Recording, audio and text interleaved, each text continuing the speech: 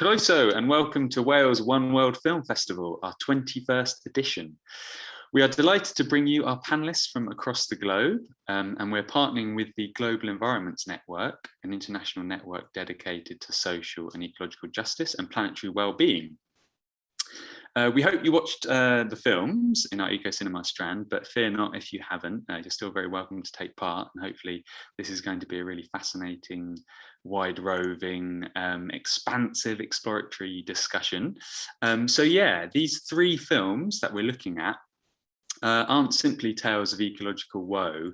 They're a bit more buoyant, they're a bit more hopeful than that, and that's why we chose them. They might seem like strange kind of titles to sit next to each other, but we thought actually these are examples of films that are demonstrating resilience and creative responses to this so-called Anthropocene. So the films that we'll be discussing, or rather using as jump-off points for a discussion, are Reflection, A Walk with Water, which explores the many ways and people of repairing damaged landscapes, specifically water.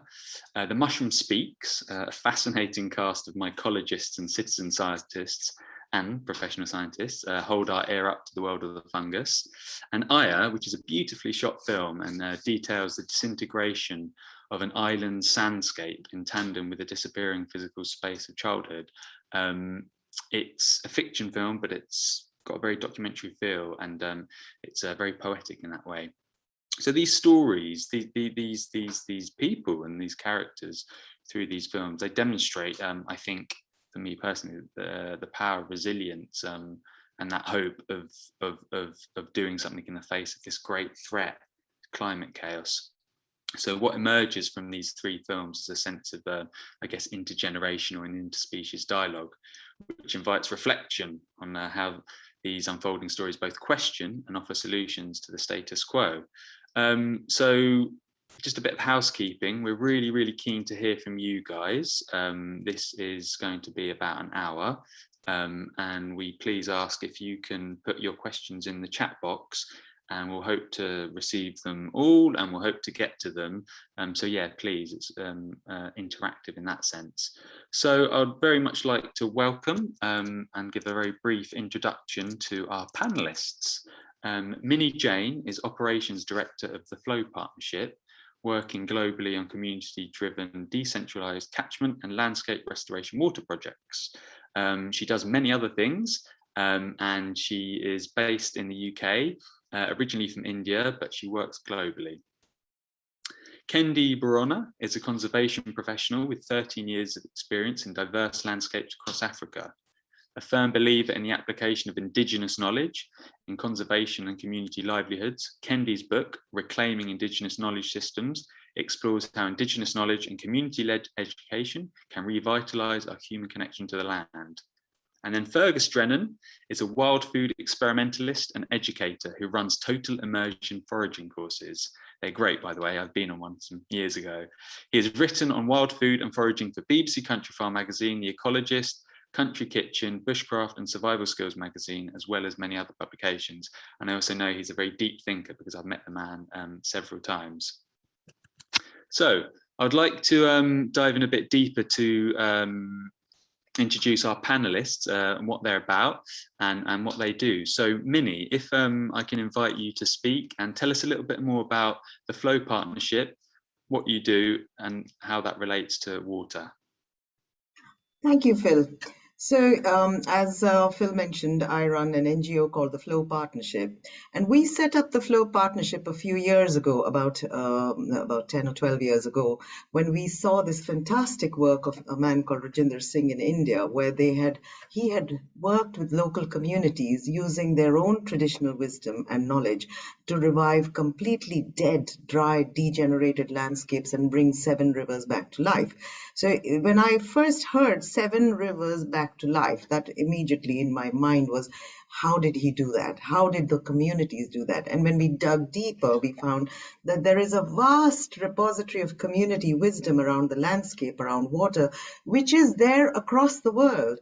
and that rarely makes it to the news. That's it works, it's successful, and yet communities, they need to share this knowledge, they need to amplify this work, they need to do more and more of it on the ground. So we set up the Flow Partnership to do precisely that, to work with communities. So we say it's community driven, decentralized, so it's not driven by us, it's driven by them.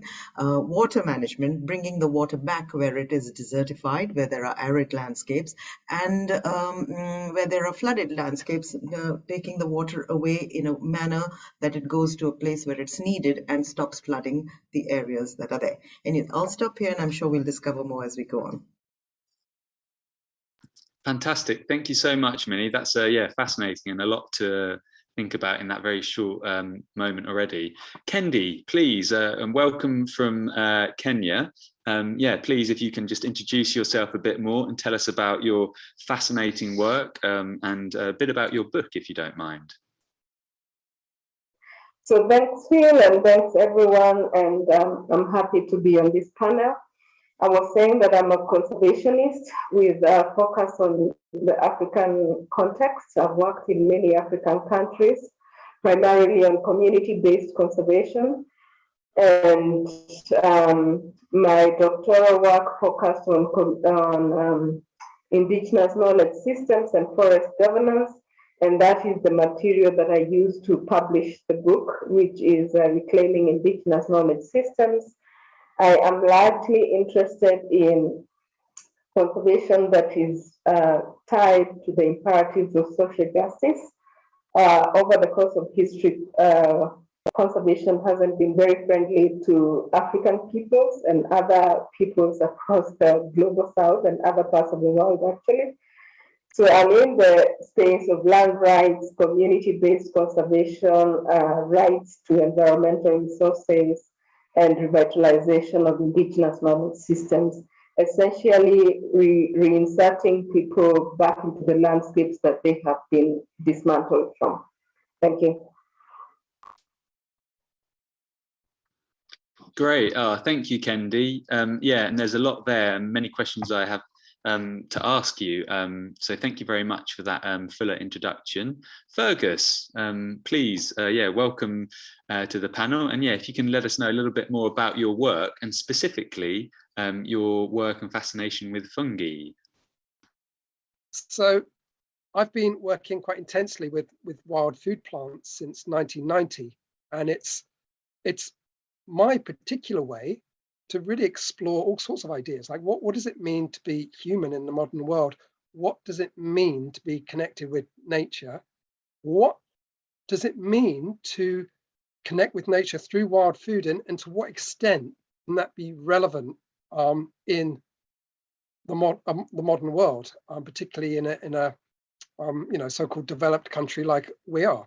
So, and that might all sound very serious, but it's incredibly fun and playful and engaging of all the senses.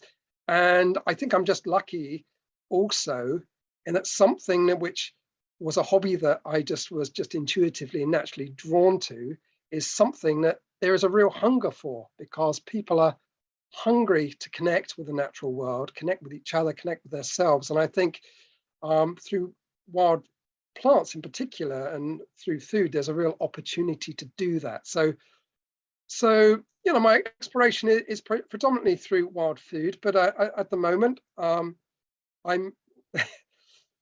not making this up, but I can't sit at my table because it's completely covered in King Alfred's cakes, which is a mushroom which was used by our ancestors to carry an ember from like fire to another campsite, and that they're all sporulating all over there. I look over there, I've got amadou mushrooms that I've been learning how to make hats from, which I've got one here, not that I made, but it's traditionally made in Romania, and it's been a real journey to unlock like how you do that. So I've been discovering it myself. So it's also learning about these not always ancient, I mean, in terms of like King Alfred's cakes being used for thousands of years, but the Romanian tradition, I think, stretches back 150, 200 years. But it's those traditions of working with plants and fungi in particular, which I find very very exciting. And they're another way of drawing people in to think about their connection with the natural world. So that's a kind of snapshot of things I'm up to and I'm interested in. Wow. Fantastic, Fergus. Thank you very much for that. And that's wonderful to think that you're in those mushrooms, those fruiting bodies are in that room with you. That's brilliant. And I think the theme I'm getting, and I don't want to do anyone a disservice who's come to this conversation to talk about the Anthropocene, but I do want to keep it light. And I think, Fergus, to borrow your words, fun and playful, I think that's a really wonderful thing, that you're exploring the natural world in that way. So just to talk about the films a little bit more, and just if any latecomers have arrived, our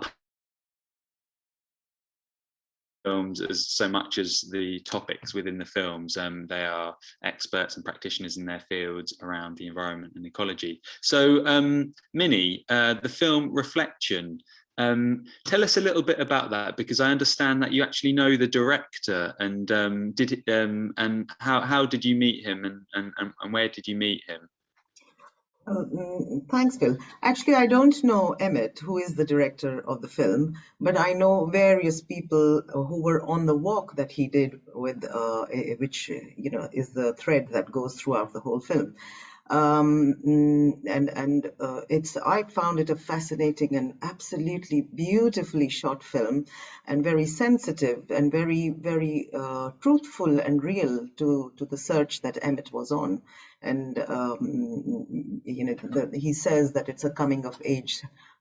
He was searching, it was a coming of age time for him, and how powerful that he took us through that journey and realized that, he came of age when he realized that everything revolved around water. That is truly coming of age, when you realize your responsibility and shared stewardship of the place you call home. That's when you grow up. And he traces it beautifully in the film through the conversations with various people on the ground, philosophers, thinkers, walkers, and with the thread of the walk that this group did, Walking Water did, across the aqueduct, the LA aqueduct in the Owens Valley. So, and it's beautifully shot. So I think I probably have gone beyond the question you've asked me, but the film was a very true reflection of how water pervades every question we have in life. And when you come of age, and you come of age when you understand that responsibility to the environment and to nature and to the gifts nature has given us. No, that's beautiful. Thank you very much for saying that. And it often makes me think, we call our planet Earth, but maybe we should call it planet water, because the majority of it is water, and it's so important to everything. So yeah, and I think what was so beautiful about the film is that it was restorative, and it was solution sort of oriented. And I didn't really understand the extent to which that part of the US was desertified by the misuse and abuse of water. So yeah, I really recommend people watch that. We'll come back to that a bit later. In the other film, Aya, hopefully some people saw that. The sea, or in the case, the water, has a kind of a dual relationship with the community. The film is set in the Ivory Coast, and it has a kind of dual relationship with the community, in the sense that it's a life giver, but it's also a life taker. And I mean, this is maybe shoehorning the question a bit, but Kendi, with your work on conservation projects and working directly with people, why is it important to have people who are on the ground? Why is it important to have their voice in conservation projects, especially if they're internationally minded? I think that having people on the ground, or people who understand the local context of conservation, is absolutely critical. And this is one of the major issues in the conservation field, at least in the African context. I can speak to that authoritatively because I've worked in that sector for a long time. There's the overall notion in the conservation sector is that African people do not know conservation. They need to be taught conservation, preferably by a white person or some other African elite who has been educated and have got degrees and all of this. But conservation is about the land, is about interaction with the land and the landscape, everything in the landscape, including water, including food, including pastoral systems for pastoral communities, fishing knowledge systems for fishing communities, hunting and gathering systems of those communities. And it is through those land use practices that you develop a conservation ethic. You cannot be a good farmer without being a good conservationist. Neither can you be a good pastoralist, and neither can you be a good hunting and gathering, at least in a sustainable way. In all of these communities, you find an ethos of sustainability because you have to manage your resources in a good way such that you can have them tomorrow and the day after and for generations to come. So the notion that people do not know conservation originates from the colonial period, where you have the European countries coming to civilize the natives, and the natives don't know anything. So we have to take charge of the land and show them how to use the land, which in many cases has led to numerous ecological catastrophes when you ignore the knowledge systems about the land and you supplant that with another knowledge system, which is probably, and in most cases, not suitable to those kinds of landscapes. So there's a growing shift or change in the conservation landscape to sort of embrace or work with communities living around conservation areas. But we're not there yet. The narrative is very strong, but we remain hopeful that there will be change and transformation going forward, at least within the context that we have of climate change and huge biodiversity losses across the globe. Yeah, fascinating stuff. Thank you, Kendi. And I think that's a really important and very truthful and factual analysis of the idea of, you know, the colonial element of conservation. And I think you put it really beautifully, this conservation ethic. And I think that cuts across the work that you do, Kendi, and Minni and Fergus. This idea of the ethic of conservation threads through your work and citizen science. And I think Fergus, in the film The Mushroom Speaks, we've got this whole cast of citizen scientists and professional scientists as well, and their enthusiasm for the humble fungus, the humble mushroom, which is really kind of fascinating.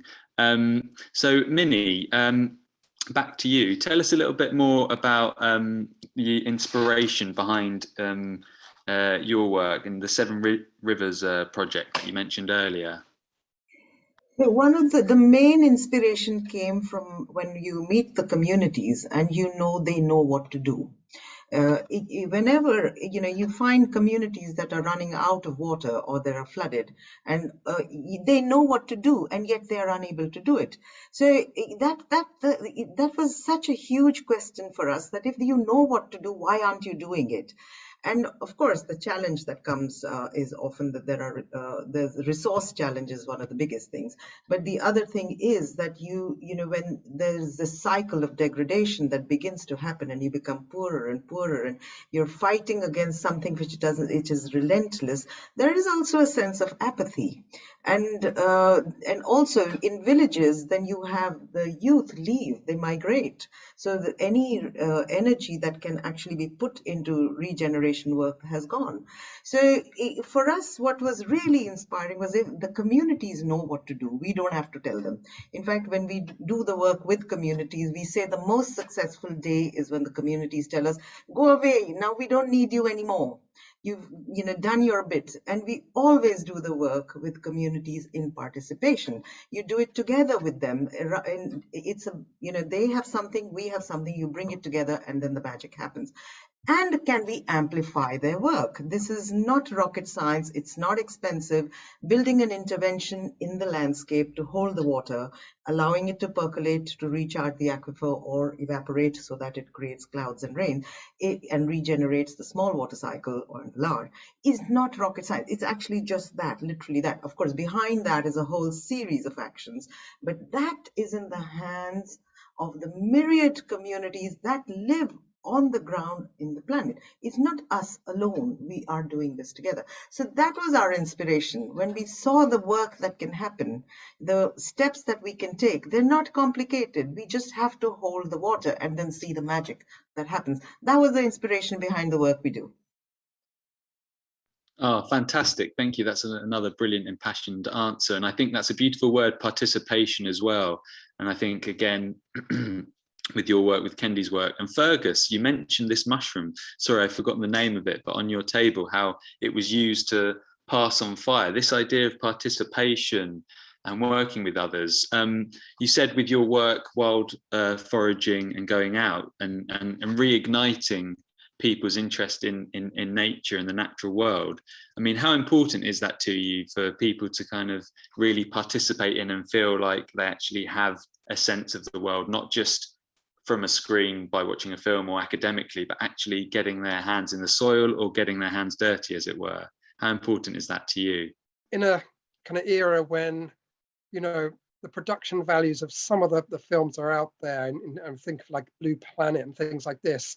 And I think sometimes we can be mistaken for thinking that we understand about the natural world because we have such high quality images and kind of stories around it. But, you know, you could take 1,000 blue planets, and I don't think that can substitute for one, you know, really meaningful, direct connection with a plant, really, because, you know, you're in the orbit of that plant or that fungi. You're breathing it in, you're relating to it.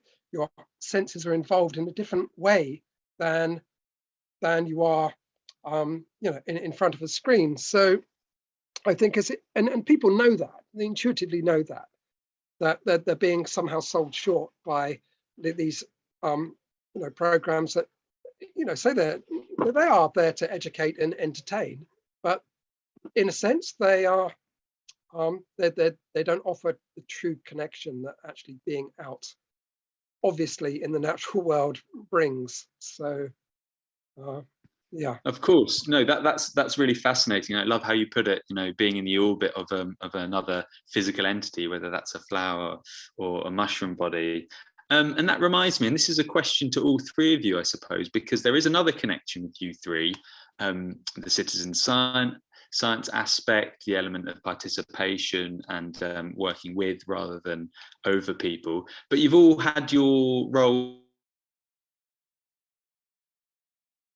in some videos, and Minni, you've commissioned something for the Flow Partnership. And Kendi, you've also an executive producer on a small video. Do you want to tell us a bit about that? Because what I'm interested in, from a WOW perspective and hopefully the audience perspective, is the power of story. So whether that's through the medium of film or if we're sat round a fire, and the importance of story in carrying the fire, carrying ideas and carrying education.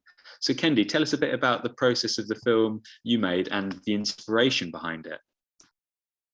So the film is, I forget the title of my own film. Has to do with the legacy of Wangari Maathai, the Nobel laureate Professor Wangari Maathai, and it's a canopy of hope, the legacy of Wangari Maathai. I'll put it in the chat once I finish speaking. And the film showcases 4 Kenyan environmentalists or people involved in conservation who have been inspired by the work and the legacy of Professor Wangari Maathai. For people who might not be familiar with her work, she did a lot of grassroots mobilization in restoring degraded ecosystems, stopping the grabbing of public lands, especially forests, and mobilizing communities at the grassroots to take an interest in their resources and to take care of their resources, and also making the link between the environmental issues and governance, and also environmental issues and peace. Those are some of the key planks of the Nobel Peace Prize that she won, I think, in 2011 or before that. Yes. So the film looks at the work of 4 Kenyan environmentalists who have been inspired by the work and the legacy of Wangari Maathai.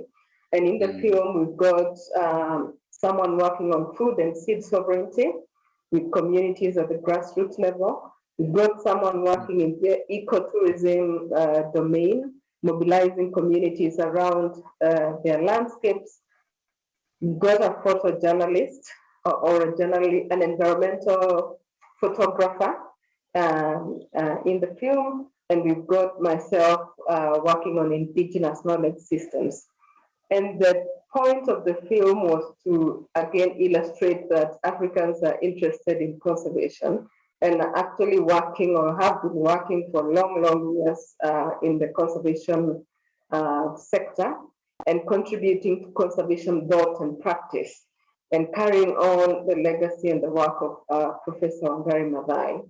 That was what informed or shaped the film.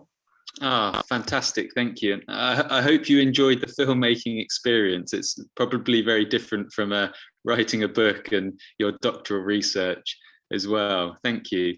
Minni, so yeah, I know that you had made or had a film commissioned for the Flow Partnership. So I guess to ask the obvious question, why did you feel that was important for you and your organization to have a story that you could communicate with people? As you said earlier, what is the importance of stories? Stories are what connect us as human beings. They not only tell us what is the story of our age. So, for example, the film that we made, it's a 6-minute film. It's about a project. I'll tell you a bit more in a minute. But they tell the story of what is currently happening. But stories also leap out from across the ages and give us a direction, a compass of where to go, how to go, where are we going. So we all have universal stories as human beings that connect us. There's a story of the planet. So for us, the best stories are the ones that give you, a sense of where you are and a possibility, a glimpse of where you could go. And so the short film that we've made is called Water for All. And it was done by a lovely young filmmaker in India who was with us for the whole project when we started the conversations with the community, and the community told us what they wanted to do. And then COVID-19 hit, and how many migrants from the villages, cities came back to the villages, the same villages that they had left because there was no food or water, and they went to the city. And then you have COVID-19 and there's a lockdown. They walked hundreds of miles to go back to those same villages, saying they'd rather die in their own homes and their villages than in a heartless city. And then what happened? With this project, with the community building their intervention, they're called Johards in Rajasthan in India, and then we found similar interventions across the world in different communities. However, this particular film was around that. And they built this intervention, and when the rains came, it filled with water, and then, the farmers were able to grow absolute, the crops that they grew were, double, treble. And because the water was there, the animals had water, there was the dairy industry started, all within the space of 8-9 months. It's like magic. How can you not share that magic? And when you hear of stories of aridity and floods across the world, you want to tell people, look, these guys have done this. They had no resources before. They didn't have food to eat. And look, they've held the water, and what has the water done? So that is that story which takes you across the planet, connects you from one community to another, and gives you a feeling of what is possible when we work together with each other and learn from each other. So that's what we did. It's Water for All. I can put the link in if anybody wants to have a look. But it's a true story of from 2019, January 2019 to September, when the rains came, of how the community brought the water and regenerated their landscape in Rajasthan in India. Wow, amazing. Yeah, thank you so much. And I really love the way you said, films can, show us a sense of where we are and possibilities, where we can go. And I think that's why for WOW and the Ecosinema strand, we chose these films that were explicitly positive or solution-based, like Reflection, and like the mushroom speaks, rather than wallowing in the lament and negativity. So yeah, that's really, really, really interesting to hear and really beautifully put.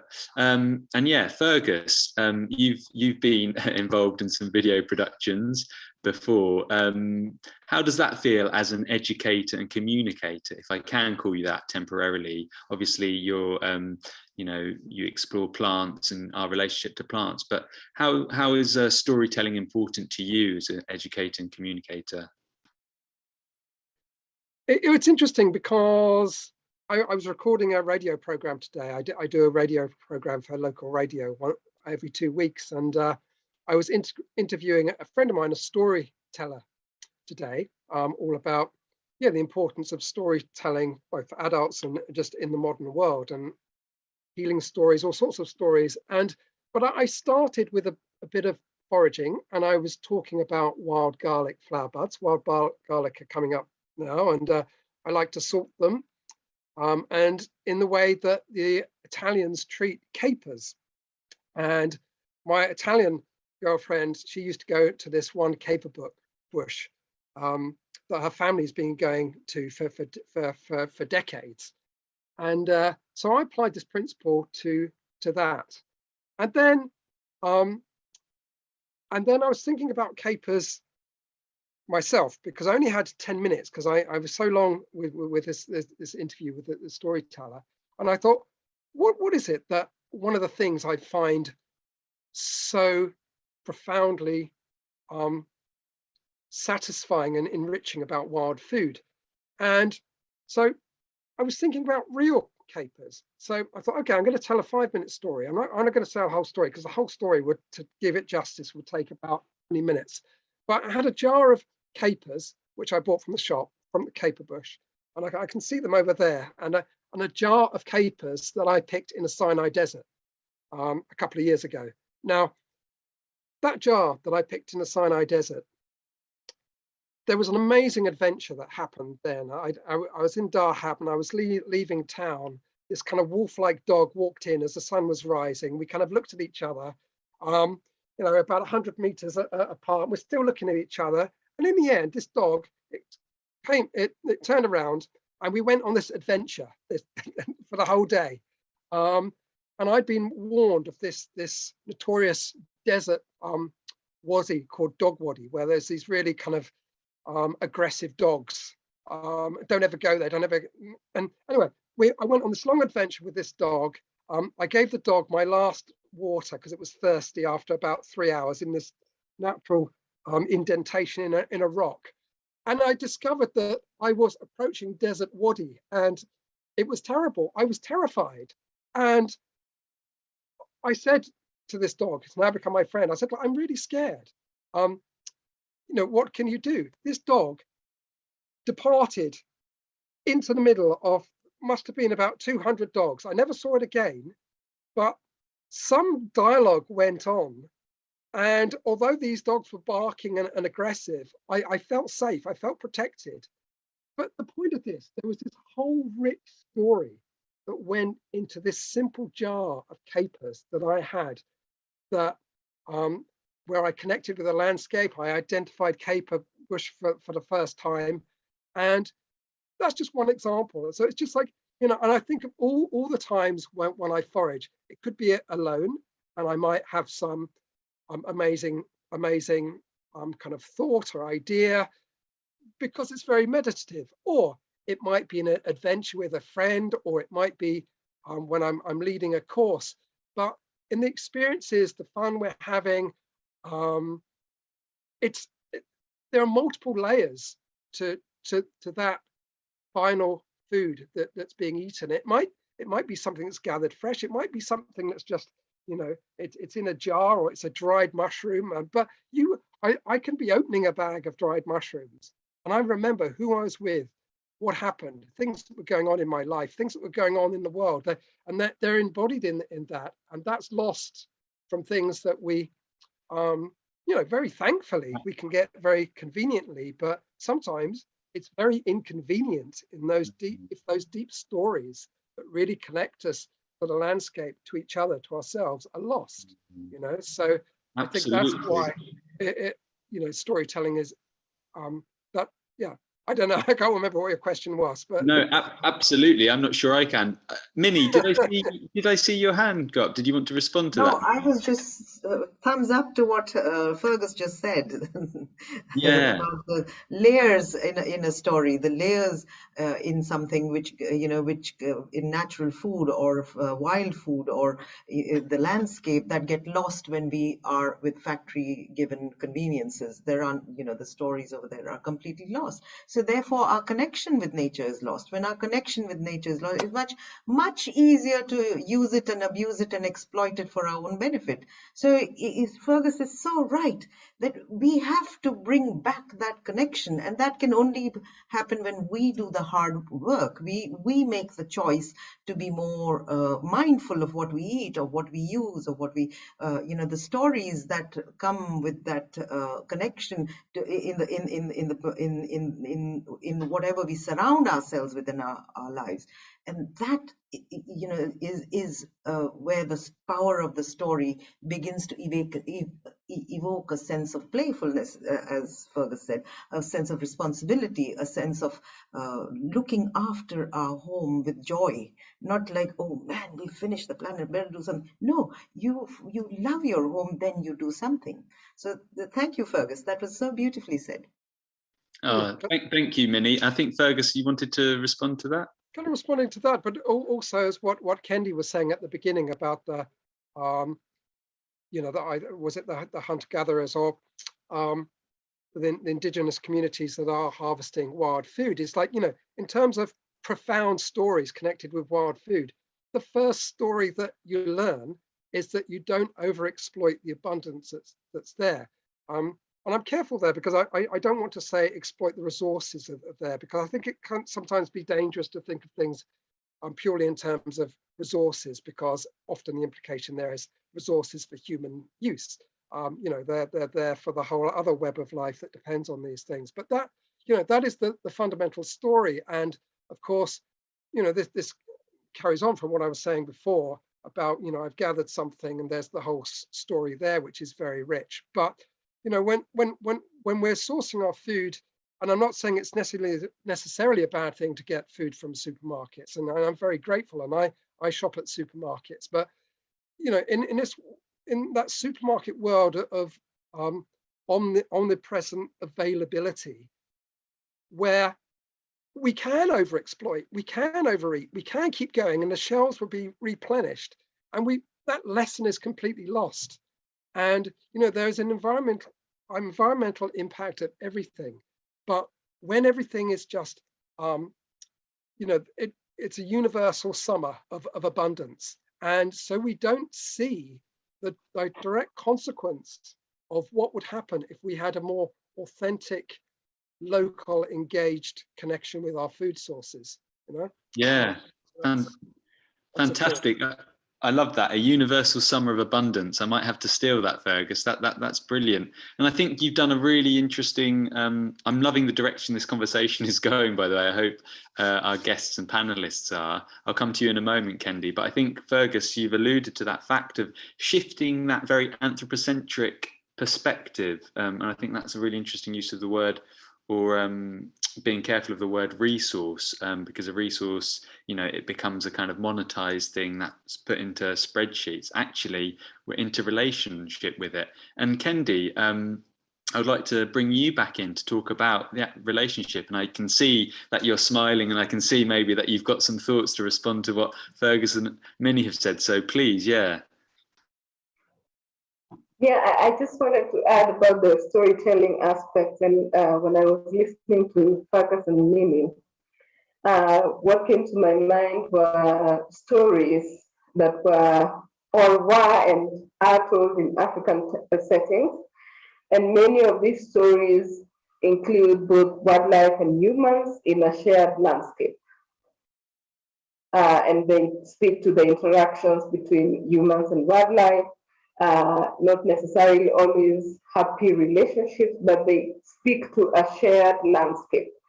Unlike the situation that we have created where we remove people from the landscape and keep animals there and say that if you trespass, you'll be shot. but then also bring another group of people known as tourists who are only allowed to see this wildlife that all of us are so interested in, elephants and lions and the like.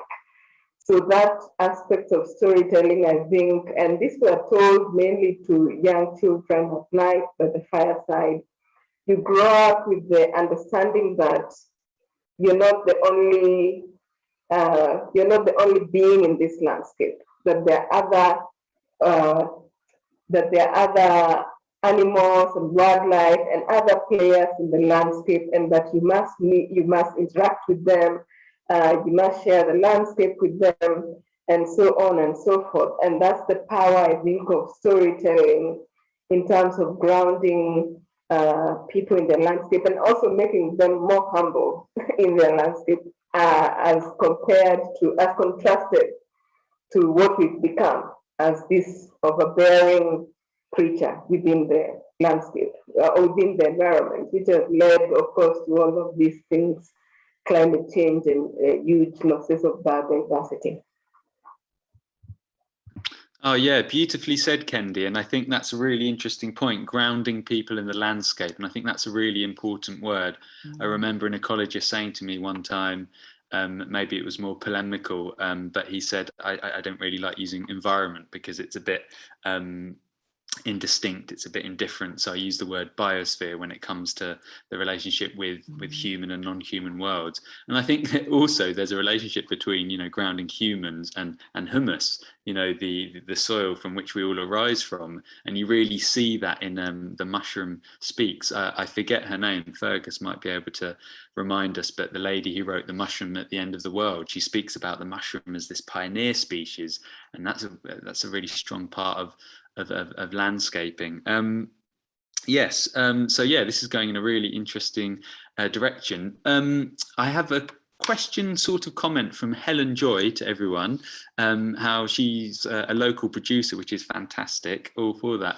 And she said she's noticed a real increase in direct sales from producers to consumers, and this idea of I guess a transaction between the consumer and the producer, especially when it comes to local and direct. It's not just the transaction of the food, but as Helen is saying, you know, there's an engagement with the customers, there's combating loneliness, as well as keeping people fed with rich food.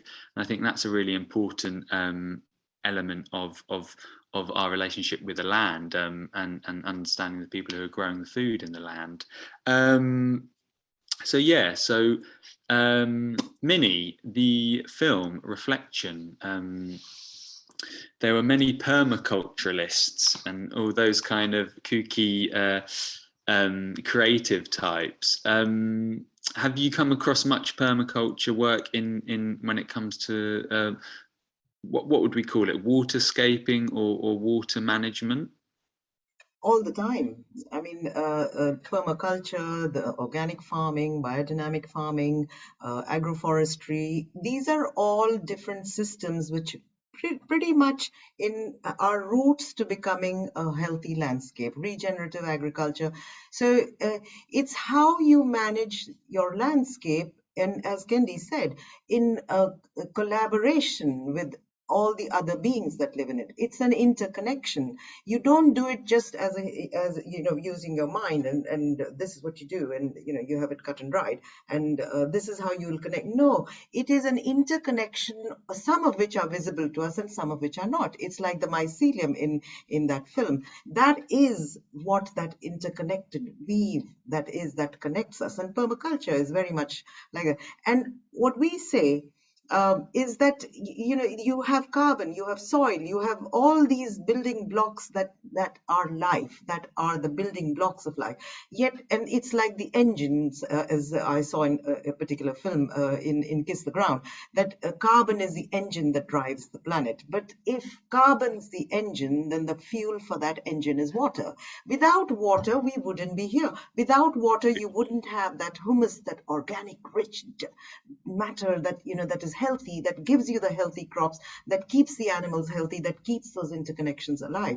So permaculturists and others of those ilk and the creative cookie types, as you say, that's what they understand and that's what they do.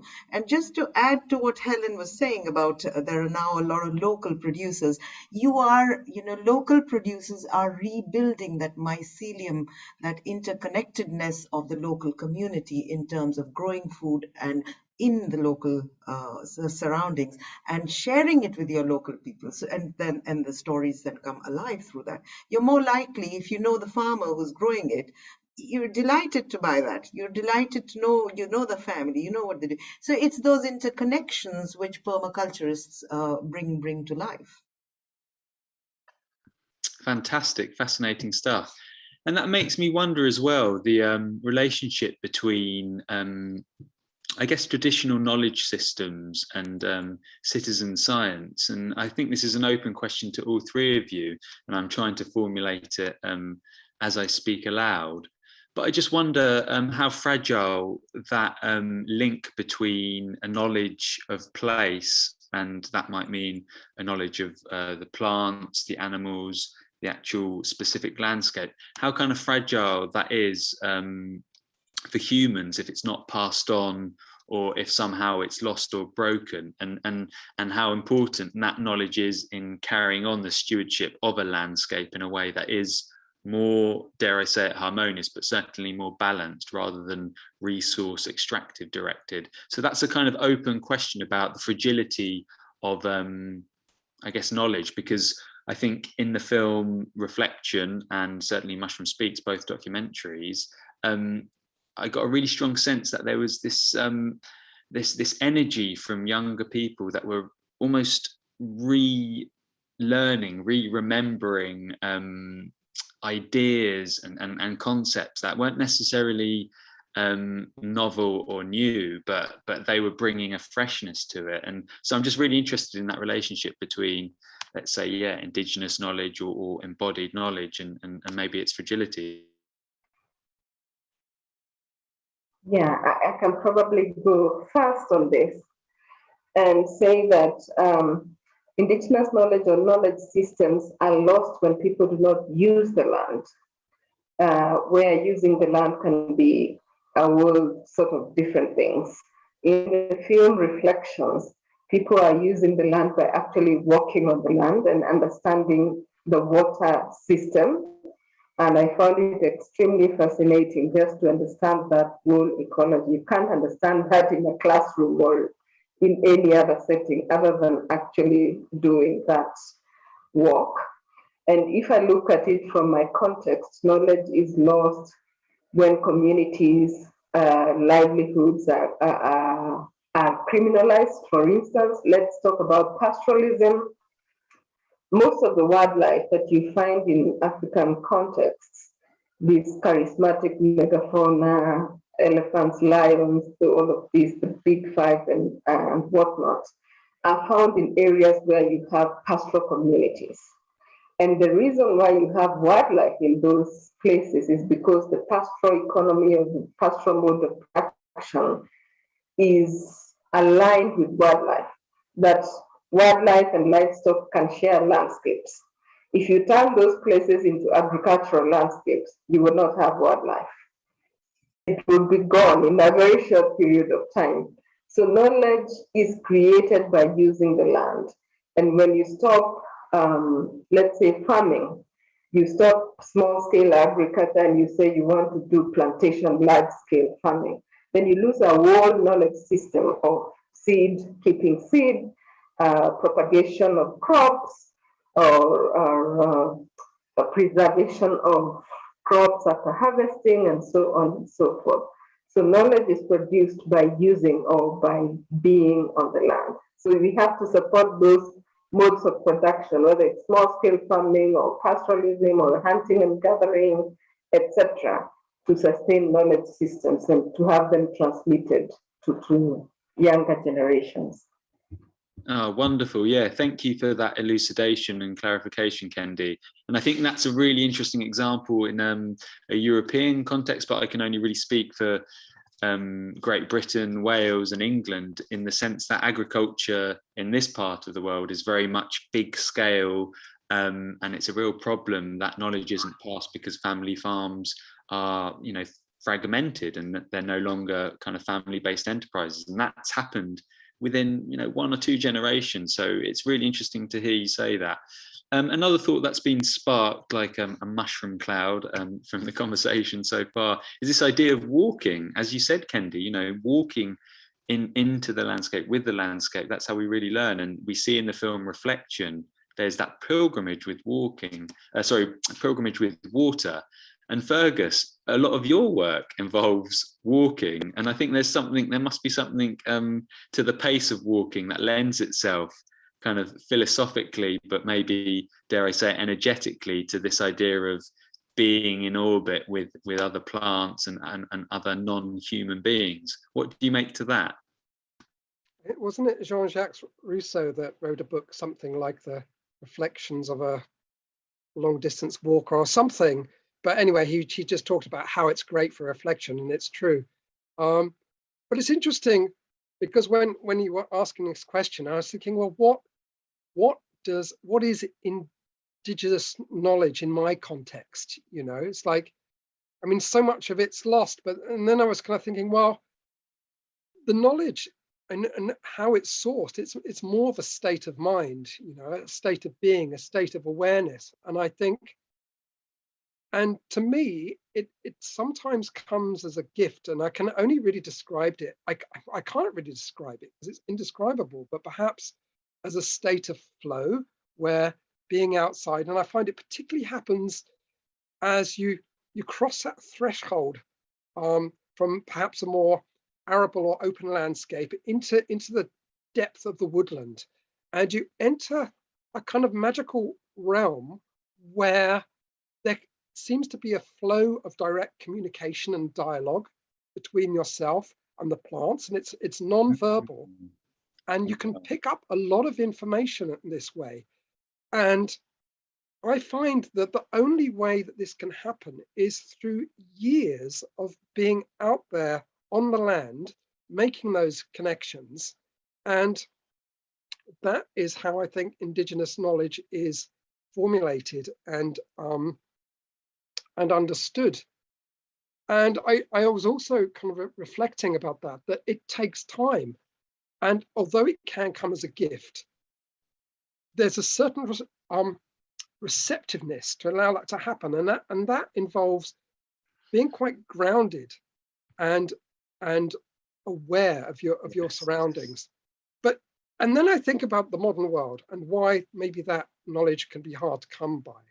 And then I was starting to think of busyitis. That's what I was thinking of. It's like, you know, we're so busy, we're so caffeinated, we're so rushing onto the next project and a million things to do. Yes. And then what came to my mind, and because sometimes people say, well, you know, foraging, well, doesn't that take a lot of time? It's very time consuming. I say, time consuming? Well, okay, if we have to use those terms, yeah, but in a really wonderful way. Yeah. But you know, these are just the spontaneous things that came up to me when you were speaking, and I was thinking of a woman in the States called Kendi Borona. I think she writes about a lot about ancestral movement. Okay. And she talks about this concept of life stacking, which I really love, because it's like, okay, people can't acquire that indigenous way of thinking and being because they're too busy. It's like, okay, I can't go and forage because I've got to look after the kids, and you know, I've got to do exercise today, I've got to go to yoga class, you know, I've got to go shopping and get my food.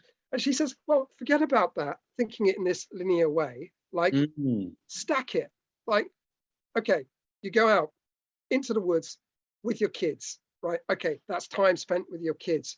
You're gathering a few mushrooms. It's nature connection. You're getting your food. It's very meditative. So you're feeling grounded. You're less stressed. So in these ways, I think we can slowly enter into a way of being where an indigenous way of thinking, and thereby an indigenous way of accumulating knowledge, can be harnessed, but it's difficult. Beautiful. Yeah.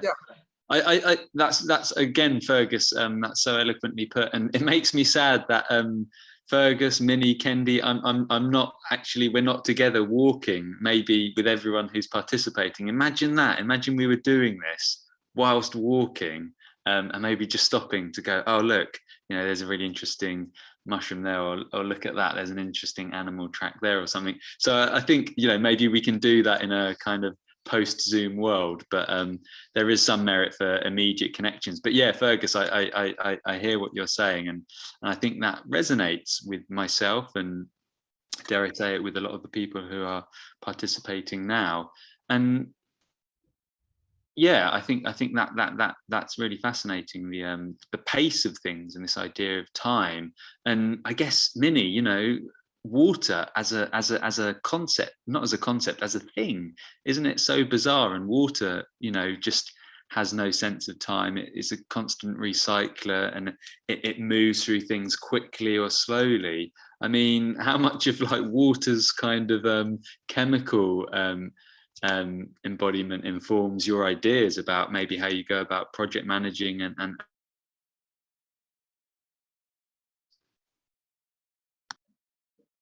Sorry, I missed the last bit, Phil, but I could respond to it very quickly in that the nature of water is to flow, and when we flow with our landscapes and our lives and flow in a measured way, then we are truly in harmony with indigenous knowledge, with modern knowledge.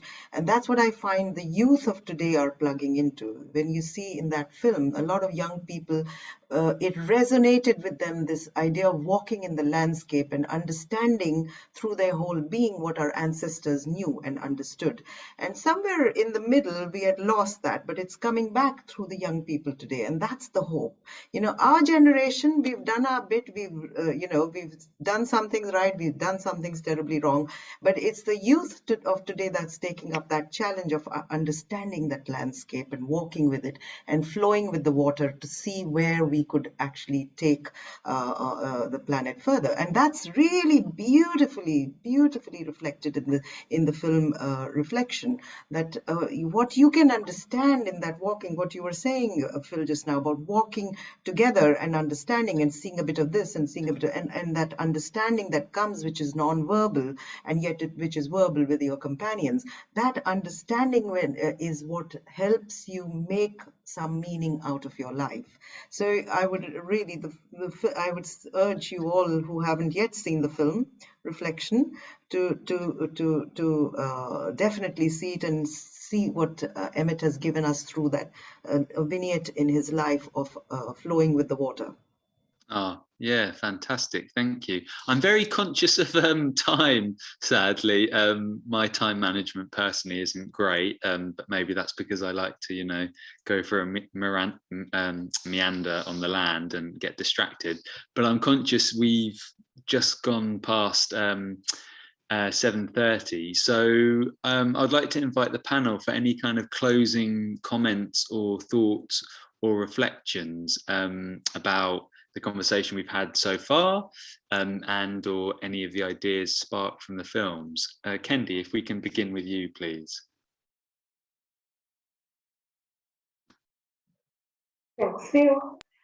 Just a quick word about the film. I thought it was very well shot, incredibly moving, especially in demonstrating the emotional toll of climate change to people who have really contributed very little to the climate change crisis that we're having, but also to show the resilience of how communities are dealing, or people are dealing with this, and how they are, the love that they have for their land and the landscape, and the efforts that they will go to also keep the memories of their loved ones alive, including exhuming their bodies and putting them in a safer place. So I thought that was very good, a very good illustration of that. And I think it's a good tool moving forward in terms of showing the toll that it has on humanity, or the humanity that is affected by climate change issues in very many different dimensions. Thank you. Oh, thank you so much, Kendi, and thank you for those lovely words about the film. This is a film festival after all, and you've reminded me, I think, yeah, there was something very sort of poetic as well about, there's that scene in the film where one of the elders says it used to take 2 hours to walk to the graveyard, and now it's just a matter of minutes. And there's something in that, I guess, sadness of interring, or rather disinterring the bodies from the graves, you know, taking them away to preserve their memory because, you know, of today's actions of a changing climate. There's a kind of quiet poetry. So yeah, thank you for those words about Aya. Minni, any closing thoughts, comments, or reflections? Yes. So Jacques Cousteau said that we forget that the life cycle and the water cycle are one. And I say we must never forget that the life cycle and the water cycle are one. And in the film Reflection, towards the end, Emmett says that, you know, that we, if we can be wise, sensitive, and healing of of our planet as in the condition it is now, then we have really learned you know, the way to go forward. So, you know, I urge everyone to think of their water footprint, to think of, be mindful of each one's own footprint on the planet, and go forward with what you can do with that. Fantastic, thank you, Minni. And Fergus, any reflections? Yeah, I would say, you know, watch this film, or the book, The Mushroom at the End of the World, which I can see on my shelf up there, only half read. But it's interesting. I was thinking, you know, I think I do a good job of kind of inspiring people to connect with the natural world when they come on my courses. But do you know what? When I think of fungi courses, so many people over the last year have come and they knew nothing about fungi. And the reason they are there is because they've read Entangled Life by Merlin Sheldrake. And I think he single-handedly has done so much to inspire a new generation of people to think about the whole realm of fungi and our relation with them. So if you haven't read that book and you want to be inspired about fungi, I would highly recommend that. Oh, thank you so much, Fergus, and thank you for those recommendations, and especially the idea of life stacking. I think that's really inspired some of our participants. So yeah, I just want to say a final thank you to all our participants, Kendi Borona, who's hailing from Kenya right now, and Minni Jain, who's in Staverton, just outside Totnes, and then Fergus Drennan, who's in East Sussex, I believe. I can't quite remember where. But thank you all three so much for your time, and thank you all for your questions and thoughts and comments in the chat box. And I really hope you get to see these films and chase up some of these ideas and links that we shared, and continue forth and enjoy. Thank you very much.